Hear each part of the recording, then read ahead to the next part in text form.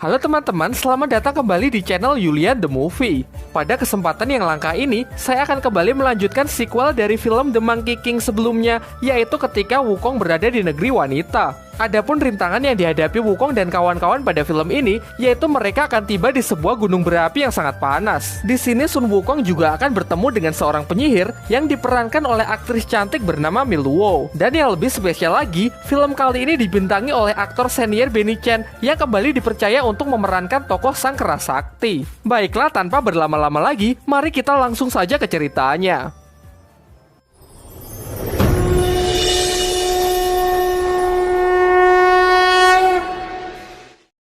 Peristiwa ini terjadi 500 tahun yang lalu di Kerajaan Langit. Di sana terlihat para pekerja yang tengah sibuk menyiapkan bahan bakar. Ribuan ton bahan bakar tersebut ternyata digunakan untuk menyalakan tungku api yang merupakan tempat hukuman bagi sang Raja Kera. Hal ini karena ia telah berani menentang Kerajaan Langit sehingga Kaisar Langit memerintahkan Dewa Taisang untuk menyekapnya di dalam tungku api selama 49 hari. Namun setelah 49 hari ternyata Sun Wukong berhasil selamat serta ia malah menguasai kekuatan baru, yaitu mata api. Setelah berhasil keluar, ia pun semakin tak terkendali. Ia pun bersumpah akan menghancurkan Kerajaan Langit dan sekali lagi akan membuat chaos.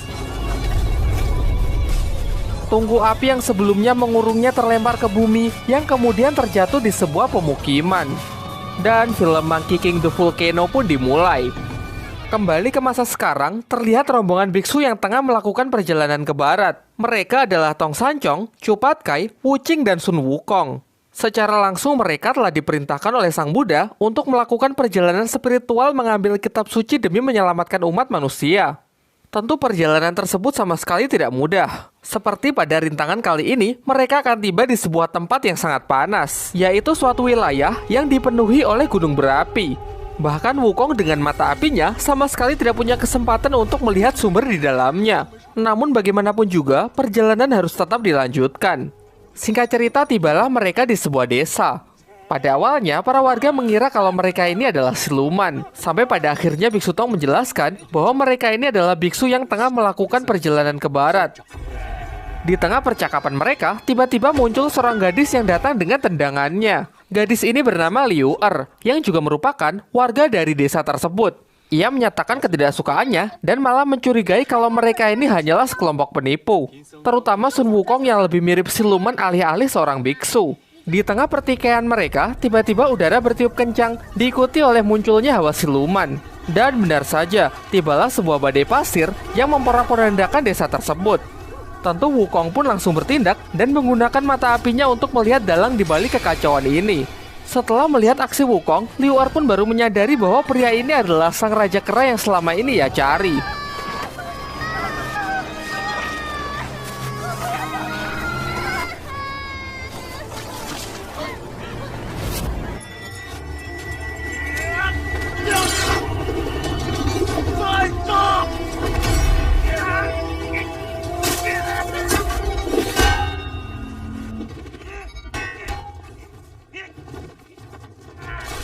Biksu Tong pun datang untuk mencoba memisahkan mereka. Sementara Liu Er mencoba untuk membantu Wukong. Namun ia selalu salah sasaran, di mana serangannya selalu mengenai Biksu Tong.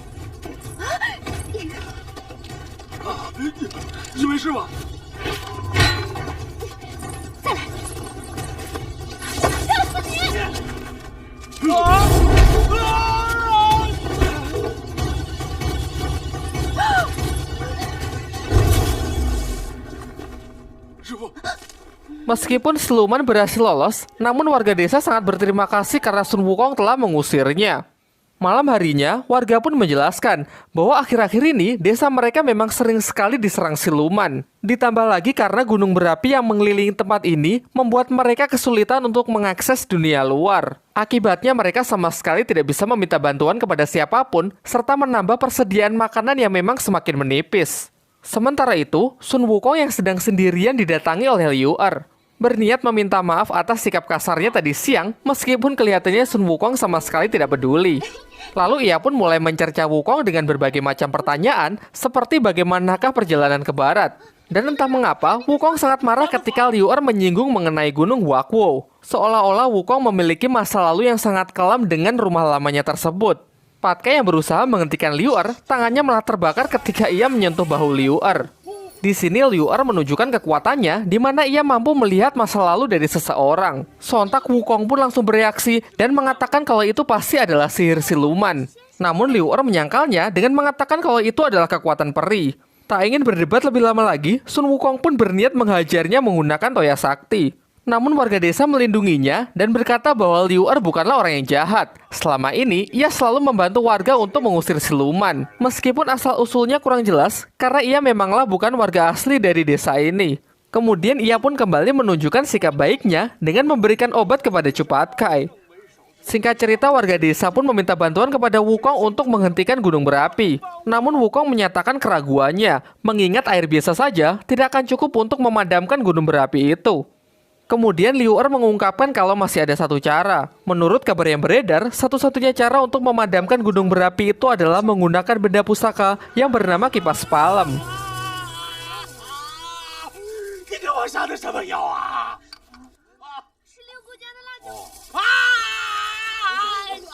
Di pihak lain, terlihat siluman angin yang ternyata adalah anak buah dari siluman kerbau. Di sini mereka tengah menyusun rencana jahatnya untuk menculik Tong Sancong.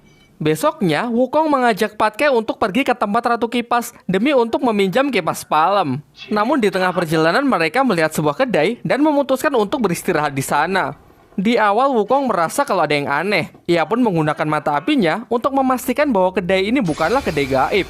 Dan ternyata kecurigaannya sangat tepat. Tempat ini memanglah dibuat menggunakan sihir siluman. Namun sebelum sempat mengamuk, mereka dikejutkan dengan kedatangan Liu Er yang ternyata mengikuti mereka. Meskipun Liu Er menawarkan bantuannya kepada Sun Wukong, namun Sun Wukong dengan tegas menolaknya. Di sana Liu Er melihat seorang wanita tua yang berusaha memadamkan api dengan mengipasnya. Menyaksikan hal itu, Liu Er pun menyarankannya untuk menggunakan air.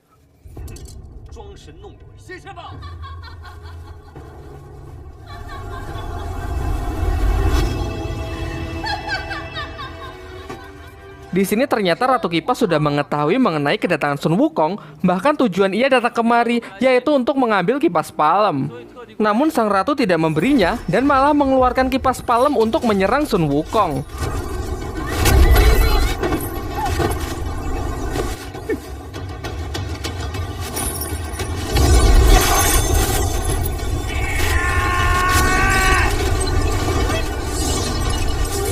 Ketika Sun Wukong telah berhasil mengalahkannya dan nyaris mendapatkan kipas palem, tiba-tiba siluman kerbau pun muncul untuk menghentikannya. Dari sini akhirnya pun terungkap bahwa Ratu Kipas ternyata adalah istri dari siluman kerbau. Dan yang lebih mengejutkan lagi, siluman kerbau berterima kasih kepada Liu Er karena telah menggiring Sun Wukong ke tempat ini. Jelas hal ini mengindikasikan kalau mereka ini ternyata bersekongkol. Namun di sini Liu Er langsung menyangkalnya dengan mengatakan bahwa hal tersebut tidak benar. Sementara itu keadaan pun menjadi semakin memburuk ketika siluman kerbau menunjukkan bahwa ia telah berhasil menyandra Wuqing dan Tong Sancong.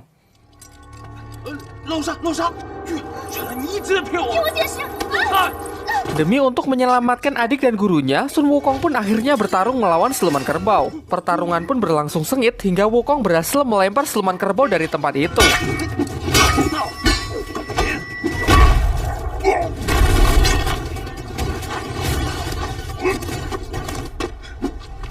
Karena kalah dari pertarungan fisik, siluman kerbau pun akhirnya menyerang mental dari Sun Wukong dengan mengingatkan ia dengan masa lalunya yang sangat kelam. Siluman kerbau mengungkapkan bahwa tempat inilah yang merupakan kampung halaman dari Sun Wukong. Dengan kata lain, daerah ini dulu adalah Gunung Wakuo, serta ratusan tulang belulang yang berserakan di tempat ini adalah sisa-sisa milik rakyat keranya. Sehingga kini akhirnya pun terungkap bahwa tungku api yang dilempar Wukong di awal film terjatuh di Gunung Wakuo dan menghancurkannya. Ketika Wukong tengah terkena serangan panik, pertahanannya pun melemah. Hal inilah yang dimanfaatkan siluman kerbau untuk menyerangnya.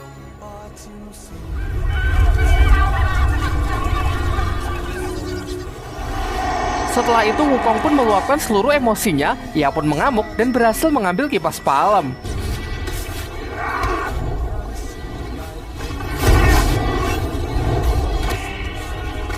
Dengan brutal, ia pun berusaha memadamkan gunung berapi, namun hal itu ternyata tidak berhasil. Seakan-akan gunung itu malah melakukan perlawanan dengan menjulurkan lidah apinya. Untunglah di waktu yang bersamaan Patke bersama Liu Er menyusul Wukong yang telah terlempar oleh sambaran api. Wah, 别跟着我们！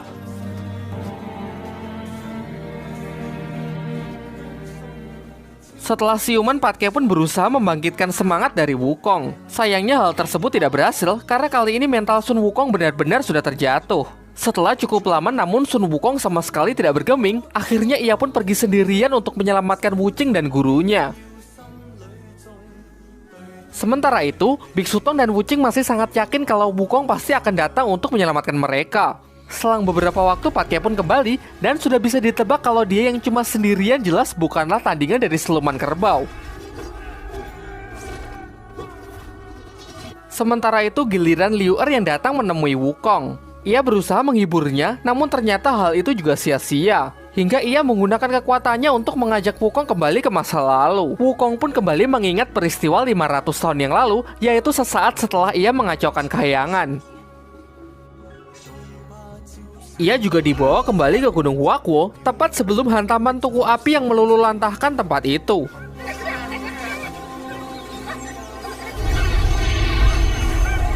Namun tidak cuma itu, entah disengaja ataupun tidak, di sini ia juga melihat potongan ingatan milik Liu Er. Pada ingatan itu terlihat Liu Er yang tengah berbicara kepada siluman kerbau. Pembicaraan ini terjadi sebelum rombongan Biksu Tong tiba di tempat ini, di mana Liu Er hanya bertanya kepada siluman kerbau mengenai keberadaan Sun Wukong. Dari sini dapat disimpulkan bahwa Liu Er memanglah tidak bersekongkol dengannya. Terakhir dalam ingatannya Wukong melihat guru dan kedua adiknya, di mana hal ini mengisyaratkan meskipun sangat banyak penyesalan di dalam dirinya, masih banyak hal berharga yang harus ia lindungi. Mulai dari sini akhirnya Wukong pun berhasil bangkit dan bersiap untuk pergi menyelamatkan gurunya. Wukong pun tiba di waktu yang tepat, di mana siluman kerbau nyaris menghabisi Patkai.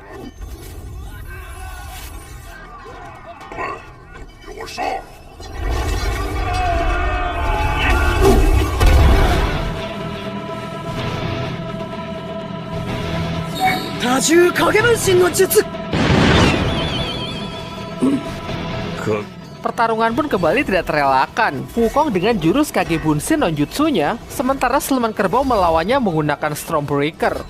Tentu dengan emosi yang telah stabil, Wukong pun dapat mengalahkannya dengan sangat mudah, karena pada dasarnya kekuatan Wukong memang jauh di atasnya. Namun ketika siluman kerbau telah terpojok, ia pun menggunakan cara licik untuk menyerang Biksu Tong. Hingga pada akhirnya, Wukong pun menyusul gurunya yang terjatuh ke dalam tungku api.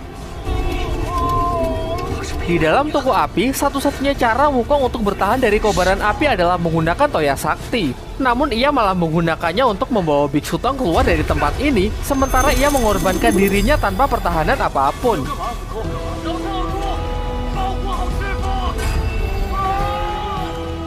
Ternyata, ini adalah bagian rencana dari siluman kerbau yang memang sejak awal mengincar Sun Wukong. Tujuannya adalah untuk mengambil mata api milik Sun Wukong demi untuk menyempurnakan kekuatannya.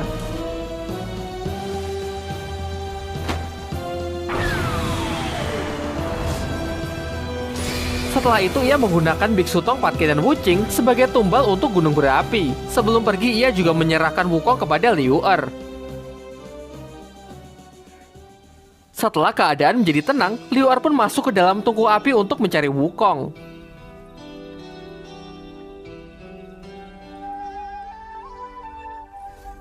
Singkat cerita, ia pun berhasil menemukannya, namun kali ini keadaan Wukong benar-benar sudah terpuruk. Ia merasa telah gagal karena tidak mampu melindungi siapapun. Kemudian Liu Er pun menceritakan asal-usul ia yang sebenarnya. Pada 500 tahun yang lalu, ia hanyalah roh api yang terbelenggu di kerajaan langit. Sampai secara tidak sengaja ia bertemu dengan Wukong dan Wukong memberinya kebebasan. Sejak saat itulah ia telah menganggap Wukong sebagai pahlawannya. Kini ia merasa bahwa sekaranglah waktu yang tepat untuk membalas budi baik yang pernah Wukong berikan. Oleh karena itulah ia mengorbankan dirinya untuk kembali membangkitkan semangat dan kekuatan Wukong.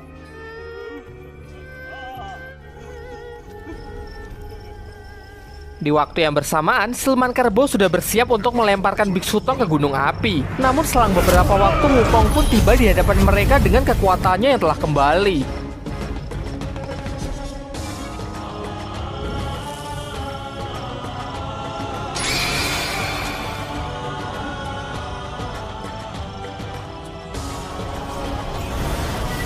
Kini pertarungan final battle antara Sun Wukong melawan siluman kerbau pun akhirnya dimulai.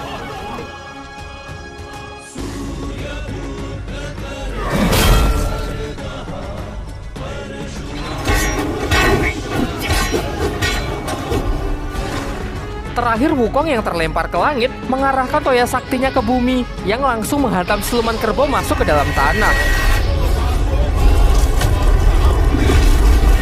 Jelas dengan kekuatan yang ia miliki, ia dapat dengan mudah membunuh siluman kerbau. Namun karena sifat welas asihnya, Wukong pun mengampuni siluman kerbau. Ia enggan untuk membunuhnya dan hanya mengambil kipas palem untuk memadamkan gunung berapi.